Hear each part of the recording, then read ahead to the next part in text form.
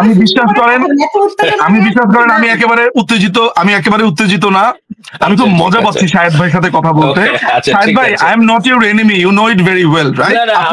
আমরা কেউ কারো এনিমি না। শুনেন, আপনি আমার প্রতিপক্ষ।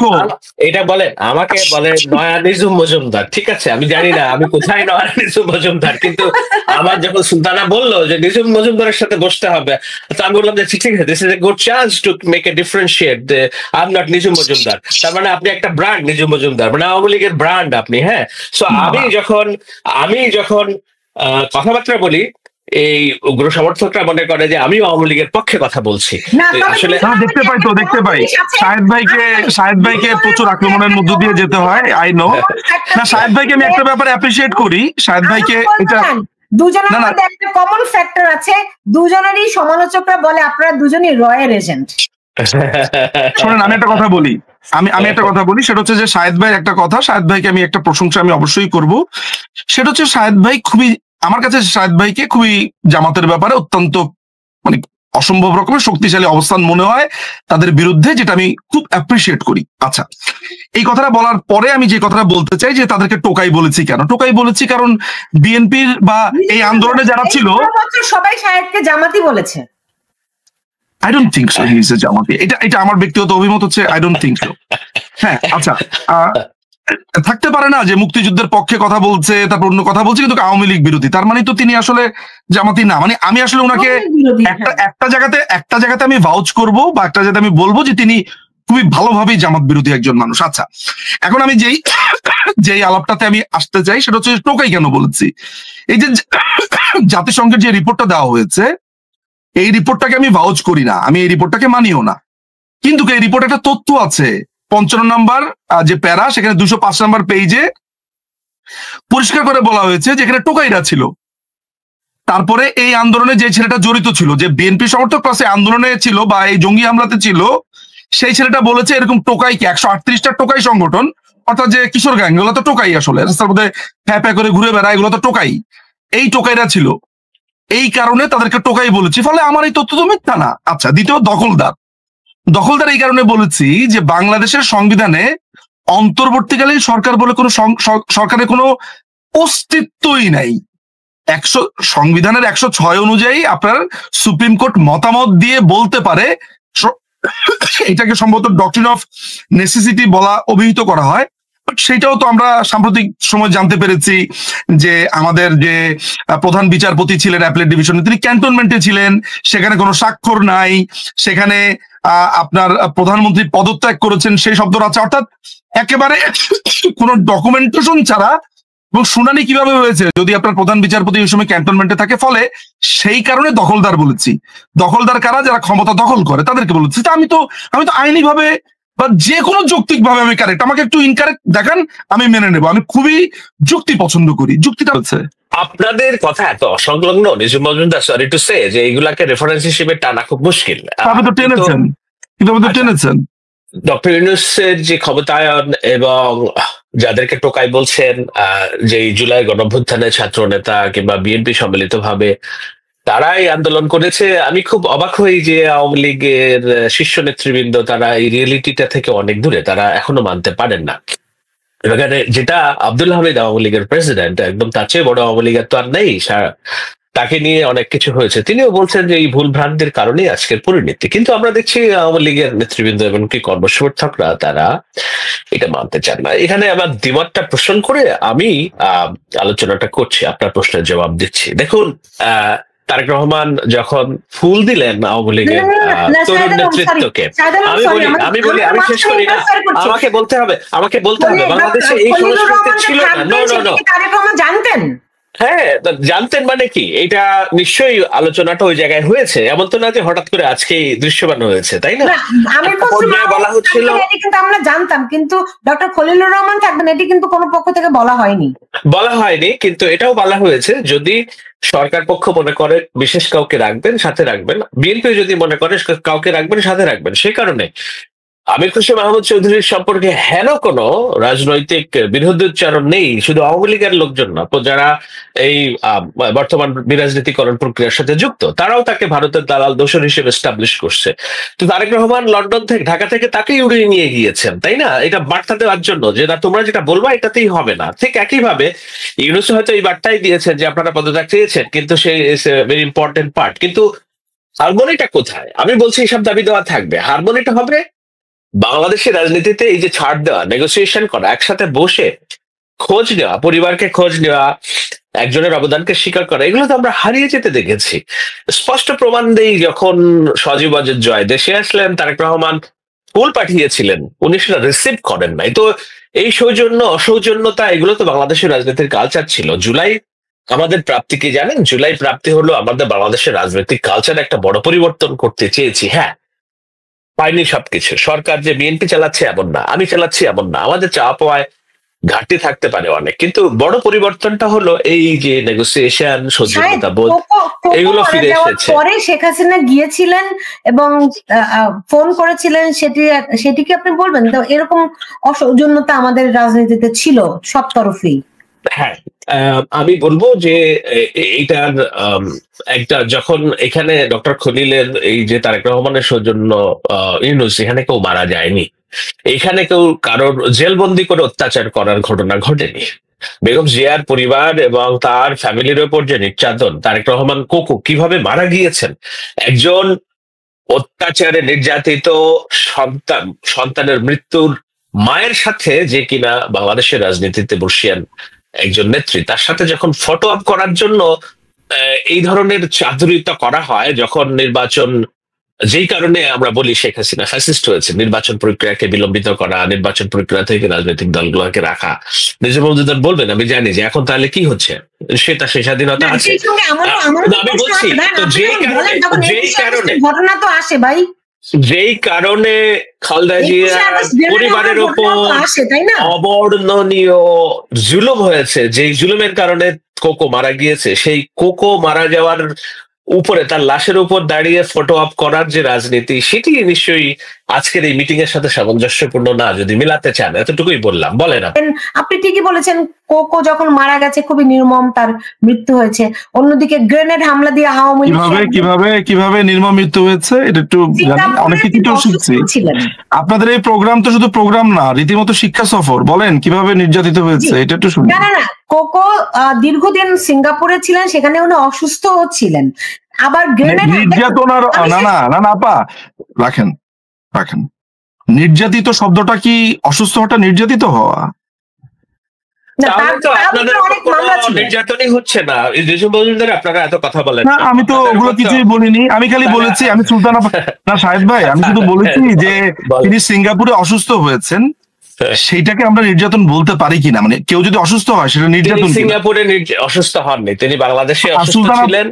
সুলতান আপা বলছেন তো, আমি তো সেটা মারা গেছে একই কারণে। সুলতানা একটা জায়গায় অন্তত রাইট, সেটা হলো যে পরিস্থিতিতে মারা গিয়েছে সেটি কোনো সুস্থ অবস্থা বলে না, বলা চলে একেবারে বিনা চিকিৎসার মতো একটা। বিরুদ্ধে মামলা দিয়েছে তো তত্ত্বাবধায়ক সরকার তখনকার। হ্যাঁ, আমরাও বলবো এখন বিএনপি সরকার আসলে যে শেখ হাসিনার বিরুদ্ধে মামলা তো আপনি তাহলে বলতে চান যে তত্ত্বাবধায়ক সরকার যে মামলা দিয়েছে সেটা আওয়ামী লীগের দায়? না, সেটা তাহলে আওয়ামী লীগের দায়। তত্ত্বাবধায়ক সরকার তো শেখ হাসিনার উপরেও 15টা মামলা দিয়েছিল। তাহলে আপনি অলরেডি ডিসাইড করে রেখেছেন, আপনি অলরেডি ডিসাইড করে রেখেছেন যে আপনারা ক্ষমতায় এসে গেছেন এবং আসার পরে এখন মাননীয় প্রধানমন্ত্রী শেখ হাসিনার এগেইনস্টে যে মামলাটা হচ্ছে সেটা আপনারা ঠিক ওইভাবেই বলবেন, অর্থাৎ আপনারা অলরেডি রেডি। আমি ওভাবে বলবো বলিনি, আপনি বলছেন, আপনি যেটা বলছেন আমি বলছি আমাদেরকে তো তাহলে এভাবে বলতে হবে যে না, এটা তো আমাদের কিছু। আপনি বলেছেন যে তাহলে আমরাও বলবো, এটা বলতে হবে কথাটা আপনি বলেনই নাই। সুলতান আপনি বলতে হবে বলেছেন, উনি বলেছেন আমরাও বলবো। তার মানে ওনার ক্ষমতা এসে, আপনি পুরো 100% শিওর আপনি ক্ষমতা এসে গেছেন? না, আমি 100% শিওর না আমি ক্ষমতা এসে গেছি, এটা আমি বলছি না। আমি বলছি আমাদের যে কালচার, সেই কালচারে এই রকম প্র্যাকটিস গুলাই হয়ে এসেছে। আপনি যেমন তত্ত্বাবধায়ক সরকারের আমলের মামলার কথা বললেন, ব্যবসায়ী আজম যে চৌধুরী সহ শেখ হাসিনার বিরুদ্ধে 15টি মামলা ছিল, সেই 15টি মামলা রাজনৈতিক কারণে করা হয়েছে বলে তিনি যখন ক্ষমতা আসলেন উঠিয়ে নিলেন। কিন্তু উঠিয়ে নিলেন না কার? বেগম জিয়ার মামলাটা, এবং 2 কোটি টাকা অনেকগুলো মামলা উঠানো হয়েছে। খালেদা জিয়া 9টা মামলা উঠানো হয়েছে। বেগম জিয়ার যে সাজা হয়েছে এটা তত্ত্বাবধায়ক সরকার 9টা মামলা উঠানো হয়েছে, বেগম খালেদা জিয়ার 9টা মামলা উঠানো হয়েছে, আমি আপনাকে প্রমাণ দিতে পারি। আচ্ছা ঠিক আছে, আপনি দেন, প্রমাণ দেন, অসুবিধা নাই। কিন্তু আমি বলছি যেটা আমাদের এই রাজনৈতিক কালচারটা ছিল না, আমরা এই কালচারটা ছিল না বলেই জুলাই এসেছে। জুলাই ধ্রুবসত্য আমি মনে করি এটা কোনো ডিপ স্টেটের খেলা না, আপনার সাথে আমি সেটাও ডিমান্ড পোষণ করি। আর একটা হলো যে কারণ আপনারা যদি ডিপ স্টেটের খেলা হয় তাহলে আপনাদের চেয়ে বড় ডিপ গভীর কোনো স্টেট নাই, কারণ ভারতের কোলে আপনারা বসে থাকেন। আজকে এটাকে কি বলে, বাংলাদেশ সম্পর্কে কোনো বিষয় হলে ভারতের মিডিয়া আপনাদের সবচেয়ে বড় সহযোগী, ভারতকে বাংলাদেশ আক্রমণ করতে বলেন। তারপরে আক্রমণ করতে বলেছে ভারতকে, কে আক্রমণ করতে বলেছে? এটা তো মনে হয় যে আমি কার কথা, সুশান্ত নাকি আপনার কথাই জানি যে ভারত সরকারের উচিত হবে। আপনি নিশ্চিত না? আপনি নিশ্চিত না কে বলেছে? আপনাদের কথা এত অসংলগ্ন Nijum Majumdar, sorry to say, যে এইগুলাকে রেফারেন্স হিসেবে টানা খুব মুশকিল। আপনি তো টেনেছেন, কিন্তু আপনি তো টেনেছেন। আপনি তাহলে বলছেন যে আপনারা ভারতের আপনি অভিযোগটা সুনির্দিষ্ট ভাবে আনেন, কার এগেইনস্টে আনবেন সেটা বলেন, তারপর তো বলছি। আপনি তাহলে স্বীকার করছেন যে আপনারা ভারতের অনুকম্পা চান না বাংলাদেশের? না, আমি আপনাকে এই প্রশ্নই করিনি, আপনি কথাটা ডিরেল করেন। আপনি বলেছেন যে ভারতকে আক্রমণ করার জন্য কেউ একজন বলেছে আওয়ামী লীগের পক্ষ থেকে, কে বলেছে? আমার মনে আছে, আমি পড়েছিলাম সম্ভবত, ভারতের উচিত বাংলাদেশে হস্তক্ষেপ করা। ইভেন সজীব ওয়াজেদ জয় বলেছে বাংলাদেশে সরকারকে আপনি কথাটা কিভাবে এক সিটিং এ শুধুমাত্র আপনার কাছে তথ্য না থাকার কারণে আপনাকে কেমন খাবি খেতে হচ্ছে শাহেদ ভাই? অভিযোগ যখন আনবেন তখন আপনি আনবেন তো যে এটা সুশান্ত দাস বলেছে, এটা নিজুম মজুমদার বলেছে, এটা সজীব ওয়াজেদ জয় বলেছে। আপনি বলতেই পারছেন না কে করেছে, আপনি কেমন যেন বিব্রত হয়ে গেছেন, কারণ আপনি জানেন আপনার কাছে নাই। না, এটা বিব্রত না। আপনি বলেন তাহলে আমার এই প্রশ্নের উত্তর দেন। আপনারা কি চান না, ভারতের অনুকম্পা চান না, এবং এই চাওয়া বলে কোনো কার্যক্রম আপনারা করেন নাই এখনো পর্যন্ত? আমি এই প্রশ্নের উত্তর দেওয়ার আগে এটা বলে নেই যে তাহলে আপনি একটা ভুল রেফারেন্স দিয়েছেন। বলেন yes or no, yes or no, একটা ভুল রেফারেন্স দিয়েছেন, তারপর আপনার অ্যান্সারটা দিচ্ছি। আমি এটা ভুল রেফারেন্স দেইনি, কারণ হলো যে কেন আপনি না বললেন যে বলেছে যে আক্রমণ করার জন্য ভারতকে, কে বলেছে? আমি তো নিশ্চিত রেফারেন্স আমার এই মুহূর্তে নাই, আমাকে 10 মিনিট সময় দিলে হয়তো আমি বের করতে পারবো, কিন্তু শোটা ব্যাগড়া যাবে। আমি রেফারেন্স ছাড়া কথা বলি না, ঠিক আছে? এটা আমার শত্রুরাও জানে যে আমরা আগে বাড়ি আমরা যেখানটাতে ছিলাম, তবে এই কথা তো ঠিক যে আমি ওনার শেষ কথাটার একটা জবাব দেই যে ভারতের অনুকম্পা চাই কিনা। না সুলতানা, আগেই বাড়ছি, পিছনে যাচ্ছি না। পেছনে রাখেন উনি যখন বললেন, রাখেন আপা রাখেন রহমান সুলতানা আপা বলতে দেন, কারণ ভারতের অনুকম্পা চাওয়া এটা রাজনীতির সুলতানা আপা, ব্যাখ্যা করতে হবে। শাহেদ ভাইয়ের প্রশ্নটা বহুল ভাবে আমাদের বিরুদ্ধে বলা হয়, এটা জবাব দেওয়া দরকার। কিন্তু এই যে পেছনে আগে বাড়ার কথাটা, এটা আমাকে যেমন বলেছেন, সাথে সাথে কিন্তু শাহেদ ভাইকে একটু বলতে পারতেন যখন কোকো সাহেবের কথাটা এনেছেন। এখন আমি একটু পেছনে চলে যাব, আসলে যেতে হবে, কিন্তু সেটা আমার টার্ন আসার পরে, মানে আমাকে যখন একদম সলো বলতে দিবেন, আমি জাস্ট ওনার একটাই কথা বলি যে বাংলাদেশ আওয়ামী লীগ পৃথিবীর কোন রাষ্ট্রের, ভারত তো দূরের কথা, পৃথিবীর কারো কাছেই কোনোভাবে অনুকম্পা চায় না।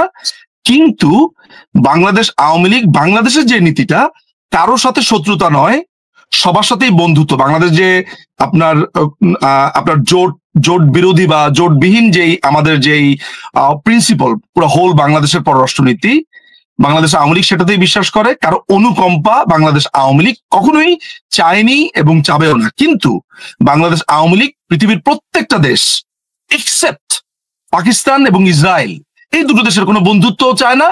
এই দেশের দুটো, তাদের কোনো খারাপেও নাই, ভালোতেও নাই, শেষ। আমরা এদের চাই না, কিন্তু অন্য দেশের থেকে আমরা বন্ধুত্ব চাই, আমরা অন্য দেশের কাছ থেকে সাহায্য চাই না। আমার বিষয় প্রশ্নের উত্তর দিবেন, সেটা হলো যে আওয়ামী লীগের যে পরিস্থিতি হয়েছে, ধরুন বিএনপির এই পরিস্থিতি হলো, বিএনপি কোন দেশে যে তার দলবল নিয়ে আশ্রয় নিবে? পৃথিবীর কোন দেশে যে নেবে? আওয়ামী লীগের কি পরিস্থিতি নেবে? আওয়ামী লীগের কি পরিস্থিতি হয়েছে? আওয়ামী লীগের কি পরিস্থিতি হয়েছে? এইটা তো শেখ হাসিনা তো এমন না যে নতুন একবার বেরিয়ে গেলেন বাংলাদেশ থেকে। 2007-8 সালে যখন তত্ত্বাবধায়ক সরকার আসলো, ওনাকে চয়েস দেওয়া হলো দেশ ছেড়ে চলে যেতে হবে। খালেদা জিয়া বললেন যে না, উনি দেশের মাটিতে থাকবেন, উনি যাননি। কিন্তু শেখ হাসিনা তো গিয়েছিলেন, তাই না? বেরিয়ে গিয়েছিলেন দেশ থেকে। আপনার প্রধানমন্ত্রীকে যে না শাহেদ ভাই, মাননীয় প্রধানমন্ত্রীকে যে তৎকালীন বিরোধী দলীয় নেত্রী তখন ছিলেন, মানে যে সময়টা বলছেন তৎকালীন বিরোধী দলীয় নেত্রী ছিলেন, তো উনাকে যে চয়েস দেওয়া হয়েছে, এই ব্যাপারে আপনার কাছে রেফারেন্স আছে? আপনি তো রেফারেন্স ছাড়া কথা বলেন না। এটি রেফারেন্স না হলে শেখ হাসিনা কেন গিয়েছিলেন তাহলে? লন্ডনে চলে গিয়েছিলেন। মানে সোজা কথা হচ্ছে যে যেহেতু তিনি লন্ডনে গেছেন সেহেতু আপনি মনে করেন চয়েস দেওয়া হয়েছিল, এটাই রেফারেন্স। তিনি মানে চালাইয়া দেন। এইবারও ওনাকে আপনারা যারা দূর থেকে কথা বলছেন, এটা আপনাদের জন্য নিশ্চয়ই শাহেদ ভাই আপনি জাম করছেন, আমার শুধু এই প্রশ্নটা জবাব দেন যে ওনাকে যে চয়েস দেওয়া হয়েছে সেটা রেফারেন্সটা বলেন। মানে এইটাই কি আপনার সেই রেফারেন্স যে উনি যেহেতু লন্ডনে গেছেন সেহেতু চয়েস নিয়ে গেছেন, এটাই আপনার কথা? আমরা কি ধরে নিব উনি এবার যেহেতু লন্ডনে গিয়েছেন? আপনি ধরে নিচ্ছেন, আপনার কাছে রেফারেন্স নেই, আপনি ধরে নিচ্ছেন। উনি এবার ইন্ডিয়াতে গিয়েছেন, কেন গিয়েছেন? আপনার রেফারেন্স হচ্ছে চালাইয়া দেন। না, এটা চালিয়ে দেওয়া না নিজুম মজুমদার। আপনি আপনার রেফারেন্স কোথায়? আপনি তো বলবেন যে ক খ গ ঘ ম চ ছ ট ঠ বলেছে, একটা নাম বলবেন তো, একটা ডকুমেন্ট দেখাবেন তো। আপনি সেই সময় তো কোনো কিছু ডকুমেন্টেশন অনুযায়ী হয়নি। নিজুম মজুমদার কেন আপনি এই বিষয়ে বাস্তবতাটা অস্বীকার করছেন? আমি বাস্তবতা অস্বীকার করছি না তো ভাই। শাহেদ ভাই you know me very well. আমি একটা কথা বলি, ছেড়েছিল কিনা আজকে পর্যন্ত দেশ ছেড়েছে কিনা? মাননীয় প্রধানমন্ত্রী, আপনি তাহলে আপনার জ্ঞাতার্থে আমি বলি, আপনার জ্ঞাতার্থে বলি, এক্ষুনি আমি আপনাকে দেখাতে পারবো এই প্রোগ্রামটা, আমি জাস্ট কথায় কথায় বের করে ফেলবো আমাদের এই প্রোগ্রামের মধ্যে। সেটা হচ্ছে ওই ঘটনার সময় আমি নিজে উপস্থিত ছিলাম হিথ্রোতে, আমি নিজে মজুমদার উপস্থিত ছিলাম হিথ্রোতে। সেইখানে আমাদের আনোয়ারুজ্জামান চৌধুরী ছিলেন, রেজা আহমেদ ফয়সাল চৌধুরী, আমি যাদের নাম মনে করতে পারি ওই সময়টাতে, আমাদের শরীফ চাচা ছিলেন।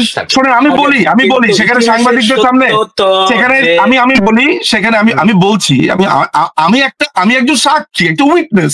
আপনি একজন উইটনেসের কথা শোনেন।